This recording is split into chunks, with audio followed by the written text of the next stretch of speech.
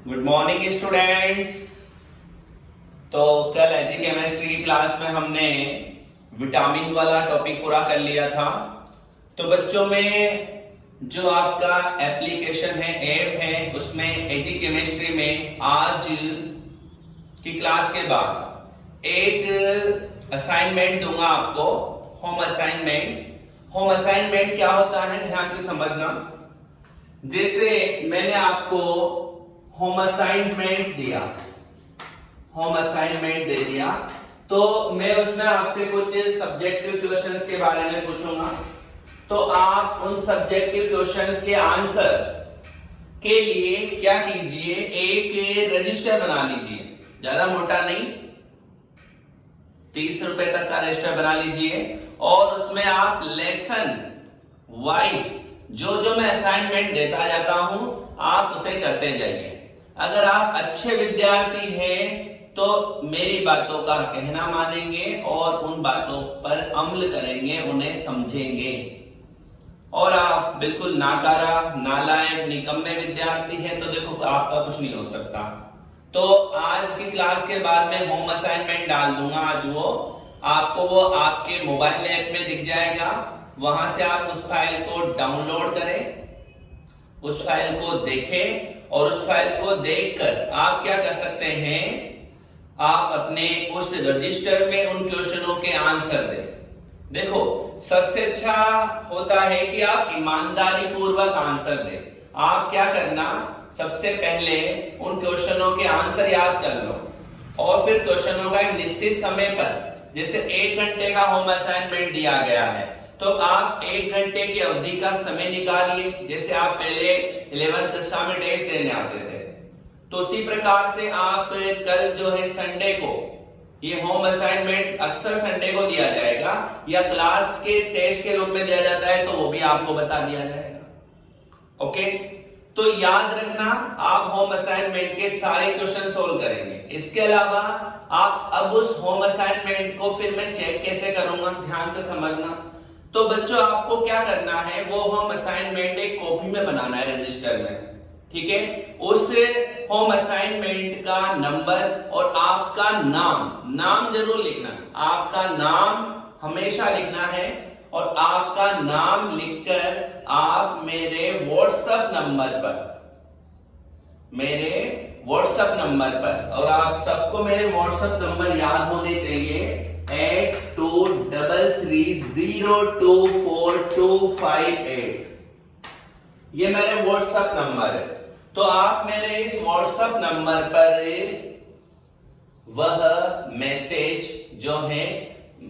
वह जो होमवर्क आपने किया है उस होमवर्क के आप एक मोबाइल में एक ऐप को डाउनलोड कर लेना, केम स्कैनर। उस केम स्कैनर के द्वारा आप उन प्रत्येक पेज को स्कैन कीजिए।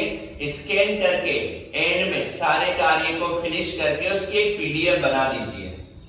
ओके, और पीडीएफ का नाम, जब आप पीडीएफ का नाम दें तो उसमें भी आप अपना नाम डाल दीजिए ताकि मुझे वो चेक करना आसान रहे। देखो ओके, तो मैं चाहूंगा आप सब होनहार बच्चे अपनी पढ़ाई को घर पे रहते हुए अच्छे तरीके से कर रहे हैं। इसका पहला उदाहरण आप देंगे।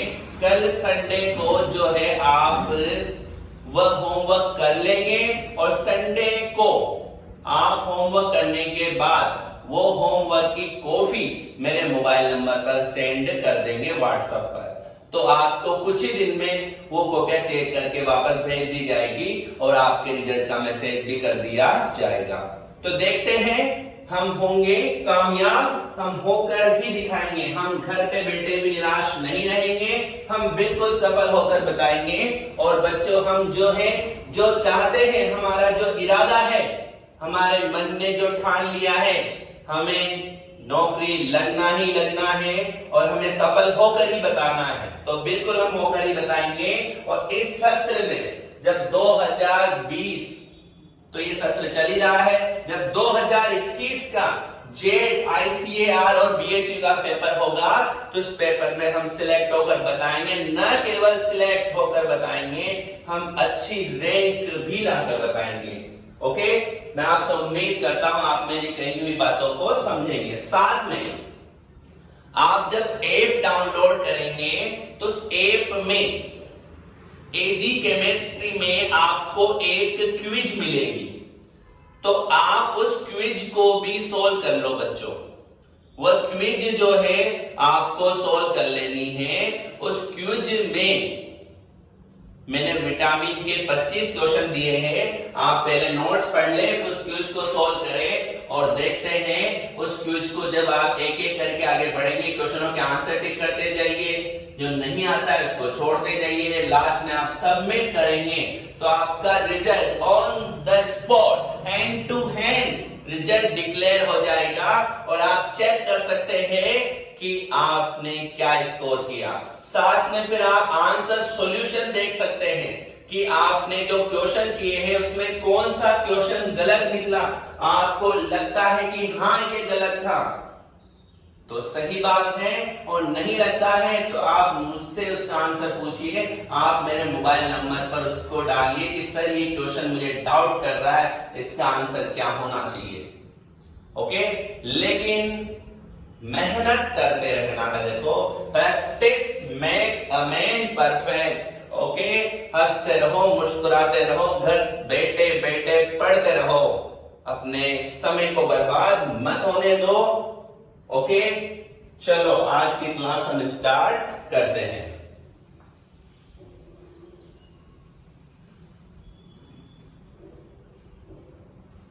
तो अब हम शुरू करते हैं अगला भाग। ये मान लीजिए पार्ट 2 दे देते इसको नाम, और इसका नाम होगा प्रोटीन। तो अब हम जो है बच्चों प्रोटीन का अध्ययन करेंगे। प्रोटीन के लिया प्रोटीन हम पढ़ेंगे। तो चलो देखो, प्रोटीन के बारे में सीखते हैं। सब रेडी हो जाओ, अपने रजिस्टर कॉपी पेन निकाल लो सब।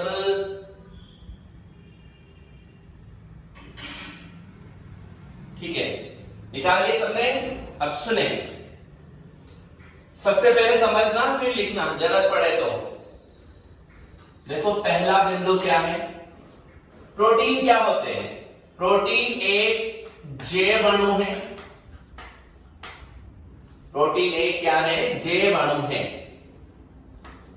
जो अमीनो अम्ल, जो एमिनो अम्ल का बहुलक, जो एमिनो अम्ल का बहुलक होता है। तो प्रोटीन एक बहुलक है। किसका बहुलक है? एमिनो अम्ल का। बहुलक मतलब बहुत सारी इकाइयों के जुड़ने से जो यौगिक बनता है उसे बहुलक कहते हैं। तो प्रोटीन एक जटिल अणु है, प्रोटीन एक बहुलक है। ठीक बच्चों, किसका बहुलक है? एमिनो अम्ल का। प्रोटीन ऐसा जैव अणु है, प्रोटीन ऐसा जैव अणु है जो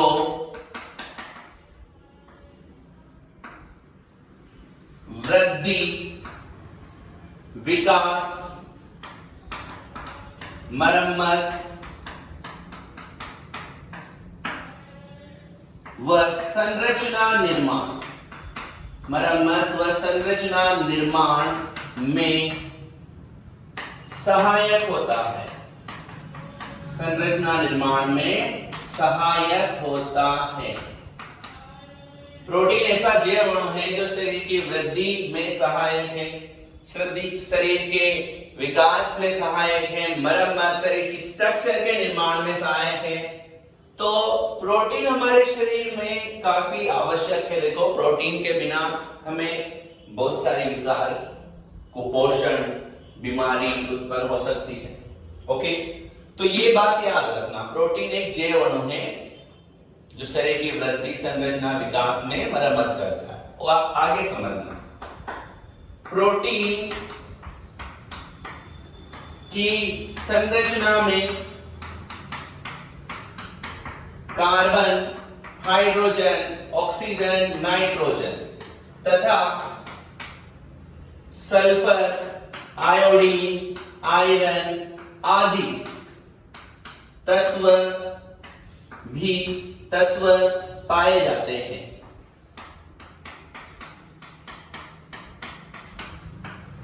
मेरी बात सुनना ध्यानपूर्वक।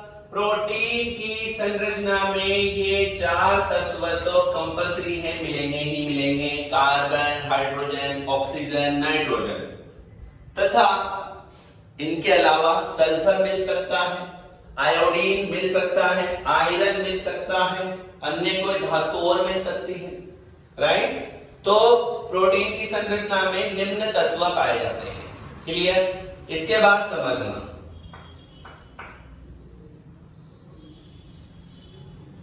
प्रोटीन की एकलक इकाई,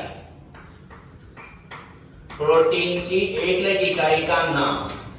प्रोटीन की एकलक इकाई मतलब प्रोटीन बहुलक था तो इसकी एकलक इकाई का नाम आपको मैंने ऊपर भी लिखा है, बताओ क्या है? प्रोटीन की एकलक इकाई एमिनो अम्ल। प्रोटीन की एकलक इकाई क्या है बालको? एमिनो अम्ल। राइट? अब देखिए आगे बढ़ते हैं।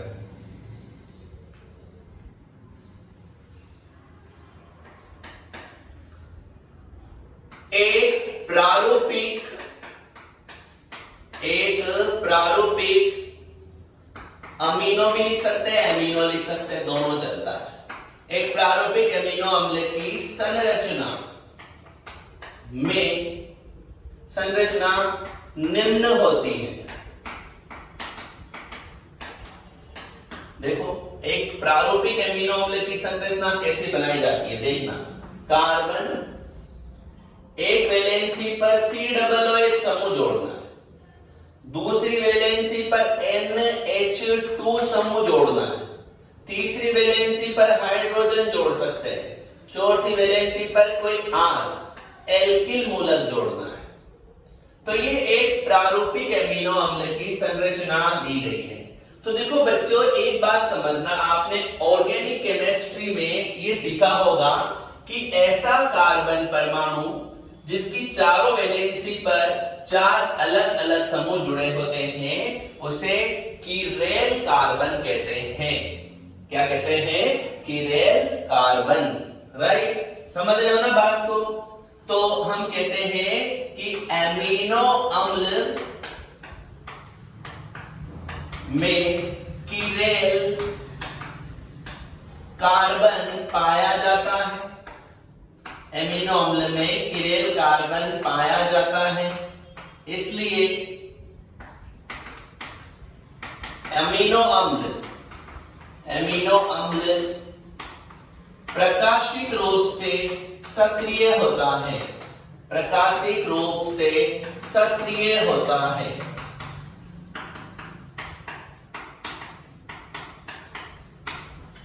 राइट बच्चों?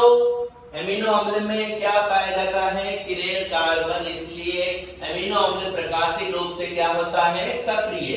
अपवाद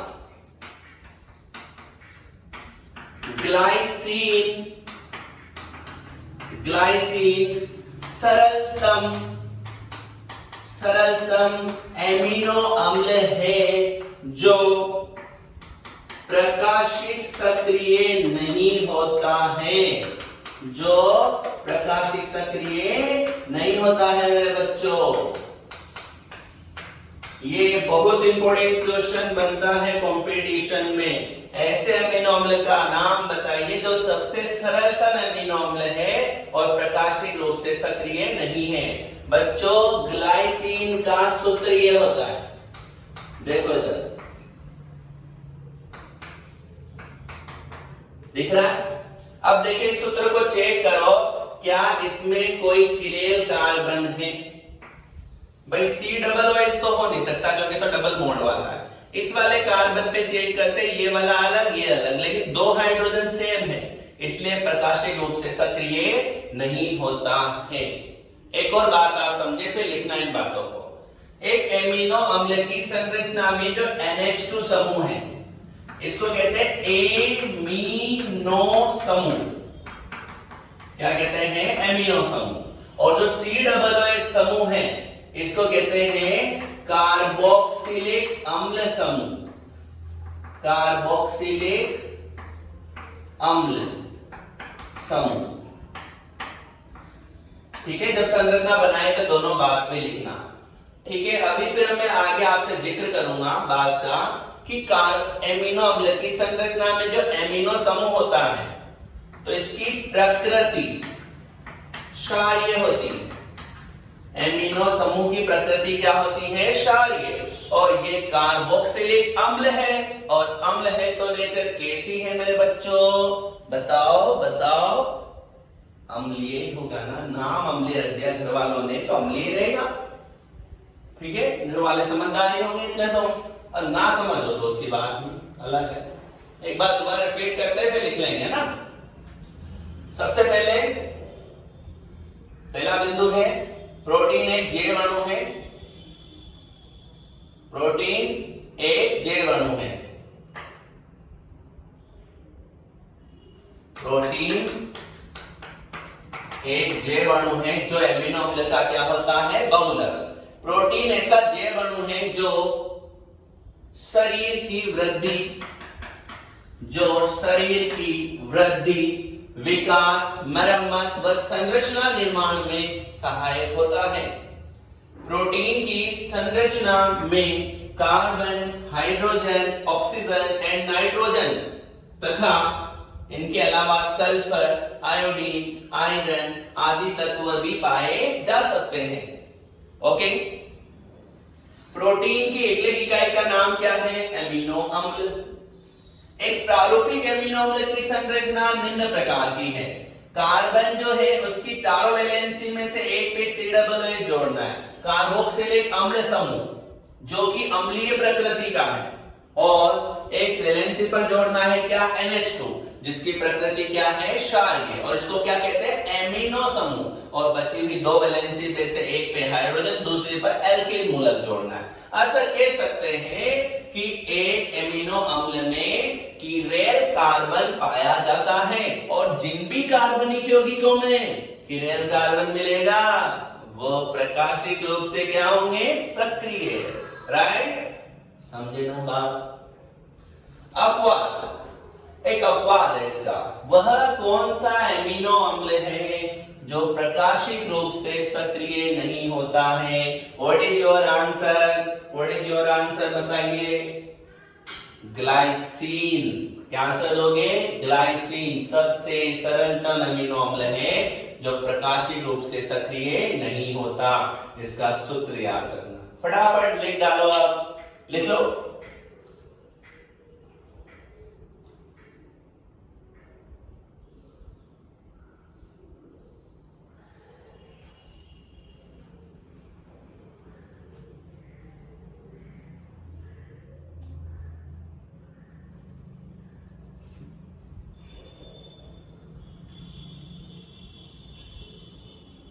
बता दो, चलो ठीक है।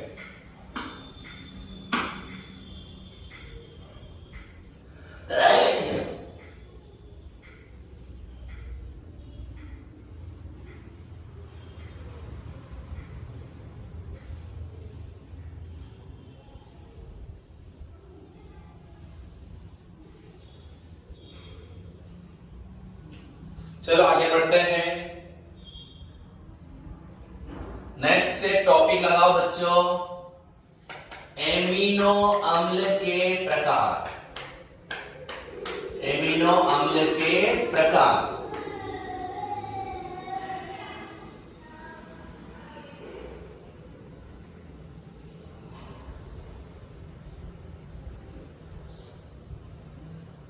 नेक्स्ट टॉपिक है हमारा एमिनो अम्ल के प्रकार।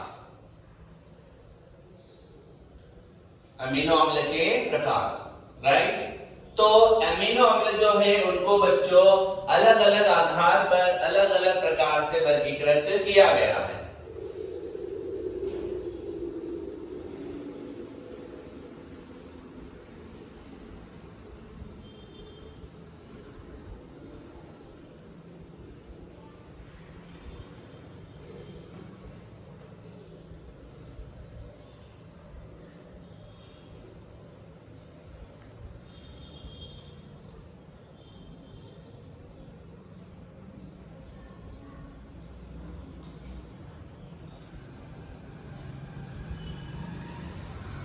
नेक्स्ट हमारा टॉपिक है एमिनो अम्ल के प्रकार। एमिनो अम्लों को अलग अलग आधार पर अलग अलग प्रकार से वर्गीकृत किया जाता है।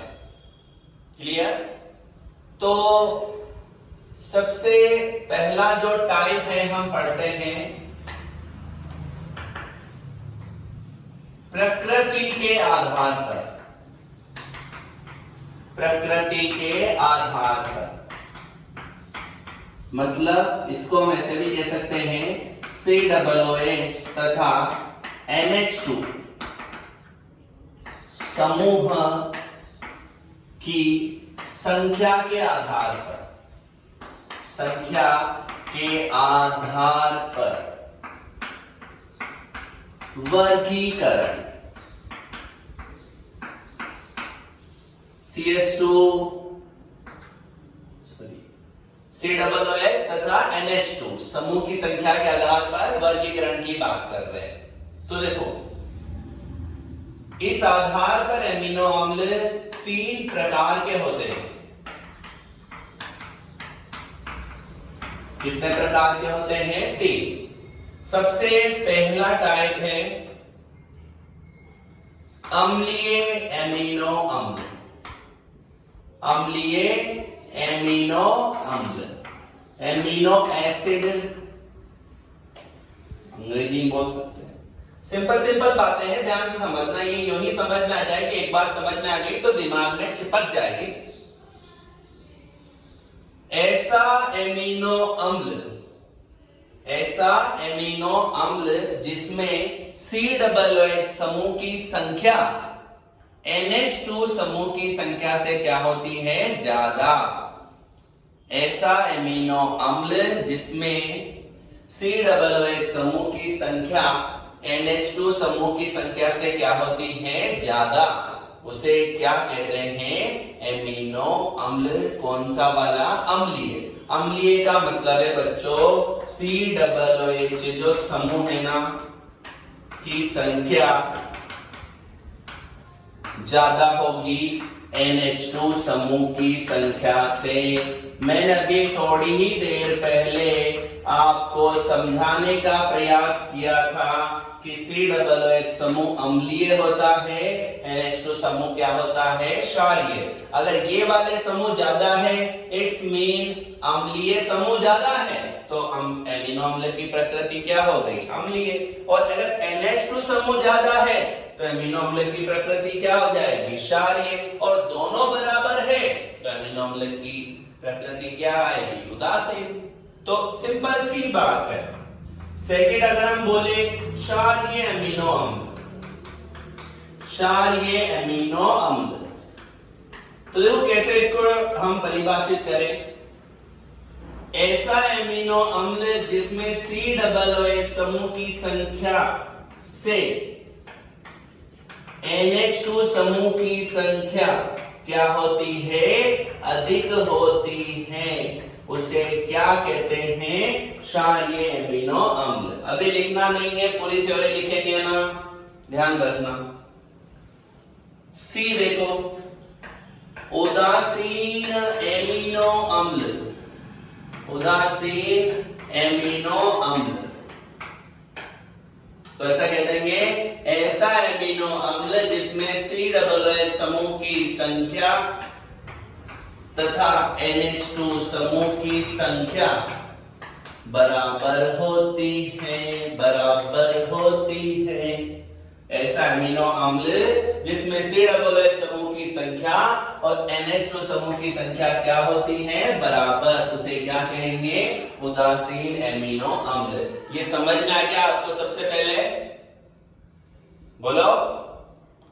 तो चलो टॉपिक लगा लो, एमिनो अम्ल के प्रकार, और उसमें टाइप नंबर 1 कर देना। ये टाइप नंबर 1 प्रकृति के आधार पर, और कोष्टक में लिख दो COOH तथा NH2 समूह की संख्या के आधार पर वर्गीकरण। COOH तथा NH2 समूह की संख्या के आधार पर वर्गीकरण।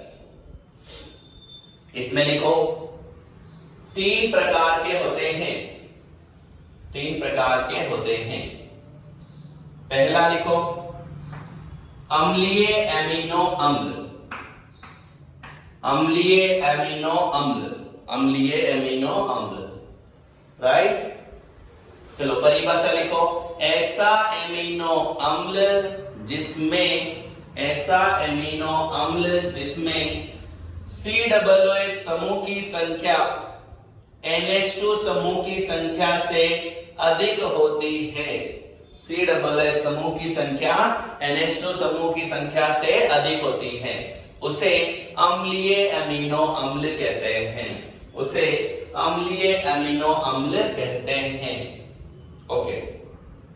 सेकेंड, क्षारीय एमिनो अम्ल, क्षारीय एमिनो अम्ल, ऐसा एमिनो अम्ल जिसमें, ऐसा एमिनो अम्ल जिसमें NH2 समूह की संख्या, NH2 समूह, जैसे NH2 समूह लिखते हैं ना, समूह पे फ्री वैलेंसी लगाना है, NH2 समूह की संख्या COOH समूह की संख्या से अधिक होती है, COOH समूह की संख्या से अधिक होती है, उसे क्षारीय एमिनो अम्ल कहते हैं, उसे क्षारीय एमिनो अम्ल कहते हैं। C नंबर लिखो, उदासीन एमिनो अम्ल। अब आप लिख लोगे किसकी परिभाषा उदासीन एमिनो अम्ल की, बोलो, लिख लोगे, क्या लिखोगे बताओ? ऐसा एमिनो अम्ल जिसमें COOH समूह की संख्या व NH2 समूह की संख्या बराबर होती है, लिख दोगे ना? चलो ठीक है, आगे बढ़ते हैं। टाइप नंबर सेकेंड,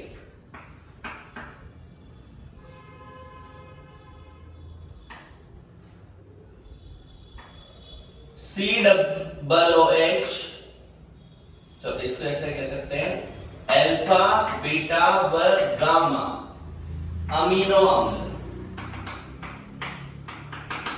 अगला टाइप ऐसे लिख लो, अल्फा बीटा व गामा एमिनो अम्ल। ये सिंपल किसका है? आर के जैसा, गामा, गामा बोलते हैं इसको, समझना इसको कैसे।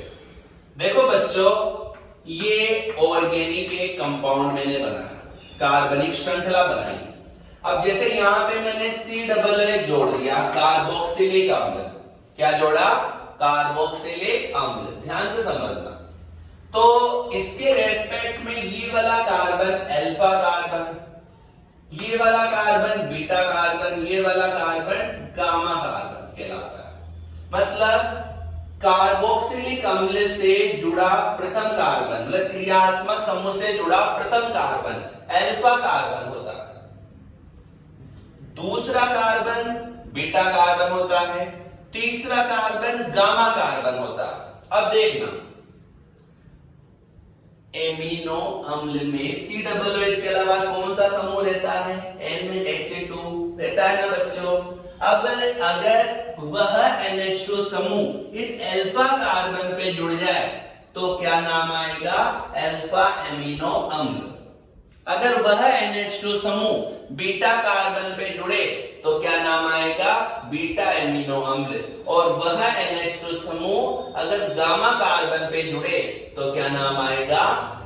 गामा एमिनो अम्ल, राइट। जैसे समझना, उदाहरण CH3 CHNH2 CH2 COOH, ठीक है। अब आप बताओ, देखिए इस वाले एमिनो अम्ल को अल्फा कहेंगे, बीटा कहेंगे, गामा एमिनो अम्ल कहेंगे? सोचो, पहले सोच लो फिर बताना ना, पहले सोचना। देखो ना समझ नहीं बनना, हमको समझदार बनना है।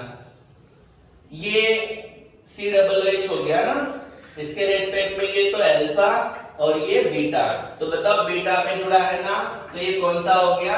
बीटा एमिनो अम्ल, बीटा एमिनो अम्ल। ऐसे समझ, कोई ज्यादा बड़ी बात नहीं है।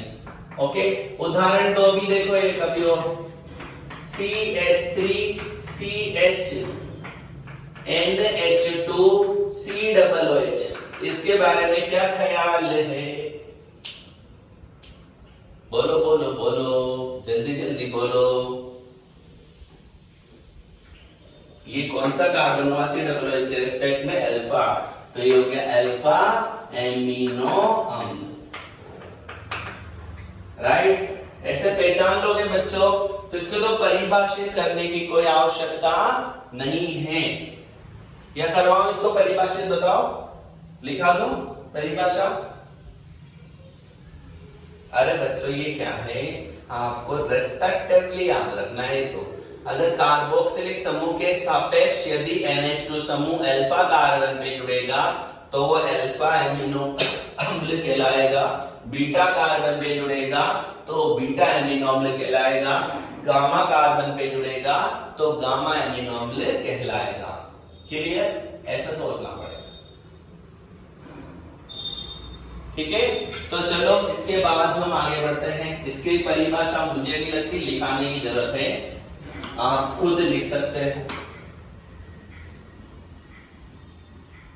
इसमें एक मैं गामा का उदाहरण भी दे देता हूं, है ना। गामा मारेगा, ओके। चलो गामा का उदाहरण दे देता हूं, ओके। मैंने यहां जोड़ दिया alpha beta gamma, alpha beta gamma, तो ये कौन सा हुआ, गामा एमिनो अम्ल, गामा एमिनो अम्ल, राइट। तो ये बात आपके समझ में आ जाएगी। कार्बोक्सिलिक अम्ल के सापेक्ष यदि NH2 समूह, एमिनो समूह अल्फा कार्बन पर जुड़ा हो तो उसे अल्फा एमिनो अम्ल कहते हैं। यदि बीटा कार्बन पर जुड़ा है तो उसे बीटा एमिनो अम्ल कहते हैं। यदि गामा कार्बन पर जुड़ा है तो उसे गामा एमिनो अम्ल कहते हैं। ठीक, चलो आगे बढ़ते हैं। टाइप नंबर 3, आवश्यकता के आधार पर, आवश्यकता के आधार पर एमिनो अम्ल का वर्गीकरण।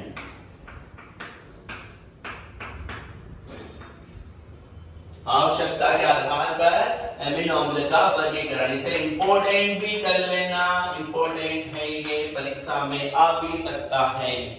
तो आवश्यकता के आधार पर एमिनो अम्ल जो है 2 प्रकार से वर्गीकृत किए गए। कितने प्रकार के होंगे? 2 प्रकार के होते हैं। सबसे पहला हम कहते हैं नंबर 1, आवश्यक एमिनो अम्ल, आवश्यक एमिनो अम्ल। ध्यान से समझना, इतना सीधा कि पढ़ते पढ़ते ही याद हो जाएगा। ऐसे एमिनो अम्ल, ऐसे एमिनो अम्ल जो हमारे शरीर में संश्लेषित नहीं होते हैं, हमारे शरीर में संश्लेषित नहीं होते हैं, अर्थात जिन्हें भोजन के द्वारा, अर्थात जिन्हें भोजन के द्वारा ग्रहण करने की आवश्यकता होती है, आवश्यकता होती है, उसे आवश्यक एमिनो अम्ल कहते हैं, उसे आवश्यक एमिनो अम्ल कहते हैं। ठीक, सीधी सी बात बताओ, आवश्यक एमिनो अम्ल क्या हुआ? चलो बताओ, आप दिमाग लगाओ। पहले तो बताओ एमिनो अम्ल की क्यों आवश्यकता है, क्या काम आता है एमिनो अम्ल, क्या उपयोग है इनका? तो हम जवाब देंगे कि यह प्रोटीन संश्लेषण में आवश्यक है। अरे एमिनो अम्ल किसका भाग है, इससे क्या बन रही है? प्रोटीन। तो हमें एमिनो अम्लों की क्यों आवश्यकता है? प्रोटीन संश्लेषण के लिए। तो बच्चों हमारे शरीर की सभी प्रकार की अगर प्रोटीन बनानी है तो 20 एमिनो अम्ल की जरूरत पड़ती है। कुल कितने एमिनो अम्ल की जरूरत पड़ती है? 20। और उन 20 एमिनो अम्ल में से 10 एमिनो अम्ल ऐसे हैं जो हमारे शरीर में संश्लेषित तो हो जाते हैं। जो शरीर में संश्लेषित हो गए वो तो है अनावश्यक एमिनो अम्ल, और जो शरीर में संश्लेषित नहीं होते उन्हें कहते हैं आवश्यक एमिनो अम्ल। बहुत सिंपल सा फंडा है इसका। ऐसे एमिनो अम्ल जो हमारे शरीर में संश्लेषित नहीं होते, जिन्हें भोजन के द्वारा ग्रहण करने की क्या है आवश्यकता, क्या कहलाएंगे? आवश्यक एमिनो अम्ल कहलाएंगे। क्लियर? क्लियर? समझ गए? अगली बात सुनना, ध्यान पूर्वक सुनना। इनकी संख्या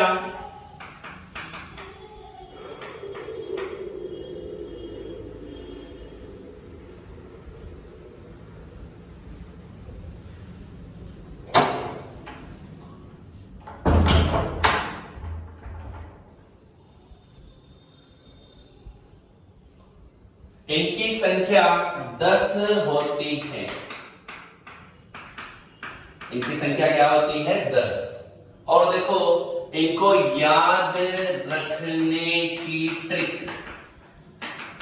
इनके नाम याद करने पड़ेंगे आपको। T V mill MILL, PATH TB mill पाक,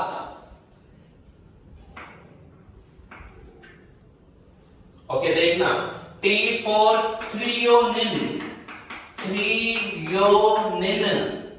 बी से वैलीन, एम से मेथियोनिन, आई से isoleucine,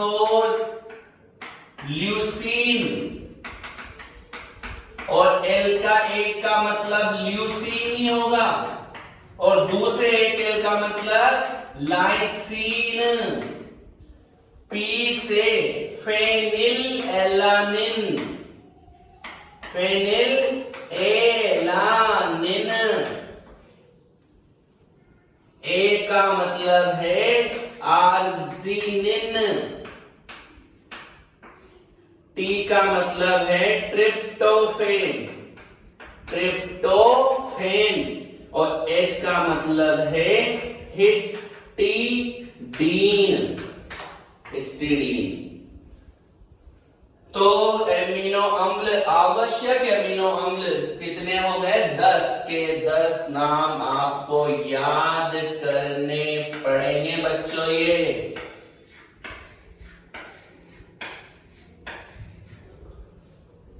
okay, threonine, valine, methionine, isoleucine, leucine, lysine, phenylalanine, arginine, tryptophan, histidine.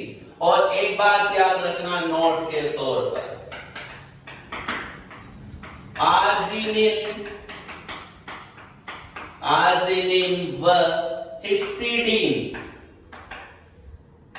Arginine व हिस्टीडीन को अर्ध आवश्यक एमिनो अम्ल भी कहा जाता है, कहा जाता है, क्योंकि इनका कुछ मात्रा में संश्लेषण, कुछ मात्रा में संश्लेषण हमारे शरीर में हो जाता है, हमारे शरीर में हो जाता है। कुछ मात्रा में संश्लेषण हमारे शरीर में हो जाता है। Right right right. एक बात दोबारा समझिए, आवश्यक एमिनो अम्ल वे एमिनो अम्ल जो हमारे शरीर में संश्लेषित नहीं होते, अर्थात जिन्हें प्रोटीन संश्लेषण के लिए भोजन के द्वारा ग्रहण करने की क्या होगी? आवश्यकता, आवश्यक एमिनो अम्ल कहलाते हैं। इनकी संख्या कितनी है? 10। और उन 10 के नाम TVNILLPATH,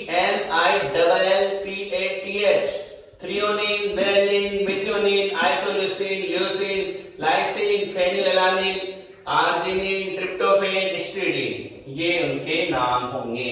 ओके, और एक इंपॉर्टेंट बात याद रखना, आर्जिनिन और हिस्टिडीन का कुछ मात्रा में संश्लेषण हमारे शरीर में हो जाता है, इसलिए इनको सेमी एसेंशियल मतलब अर्ध आवश्यक एमिनो अम्ल भी कहा जाता है। ये एक नहीं लिखना है आपको, बोर्ड एग्जाम में आए तो पूरा नाम लिखना है एमिनो अम्ल।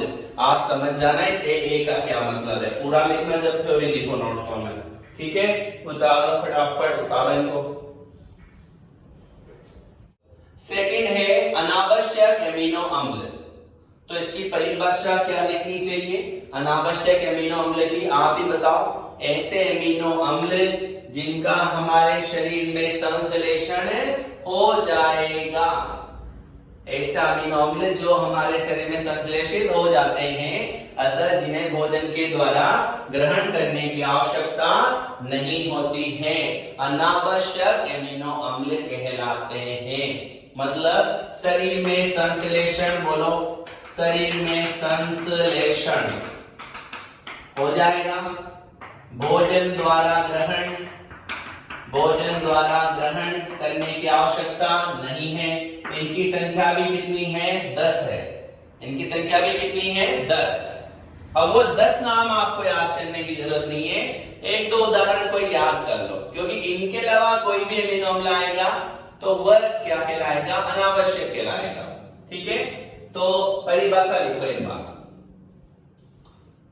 ऐसे एमिनो अम्ल जिनका हमारे शरीर में संश्लेषण हो जाता है, ऐसे अमीनो अम्ल जिनका हमारे शरीर में संश्लेषण हो जाता है, जिनको भोजन के द्वारा ग्रहण करने की आवश्यकता नहीं होती है, जिनको भोजन के द्वारा ग्रहण करने की आवश्यकता नहीं होती है, उसे अनावश्यक एमिनो अम्ल कहते हैं, उसे अनावश्यक एमिनो अम्ल कहते हैं, उसे क्या कहते हैं अनावश्यक एमिनो अम्ल कहते हैं।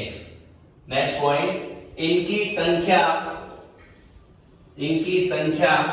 भी 10 होती है, इनकी संख्या भी 10 होती है, इनकी संख्या भी कितनी होती है 10।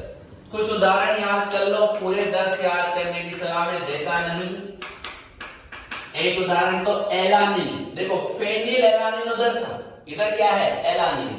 एक उदाहरण आप ग्लाइसिन याद कर लो, एक ग्लूटेमीन याद कर सकते हैं, एक जो है ग्लूटेमिक अम्ल याद कर सकते हैं, एक आप एस्पेराजिन याद कर सकते हैं, एक आप चाहे तो एस्पार्टिक अम्ल याद कर सकते हैं, आप एक चाहे तो सेरीन याद कर सकते हैं, एक आप चाहे तो सिस्टीन याद कर सकते हैं। क्या याद कर सकते हैं सिस्टीन, ओके। एक आप चाहे तो टाइरोसिन याद कर सकते हैं, टाइरोसिन, और एक आप चाहे तो प्रोलीन याद कर सकते हैं।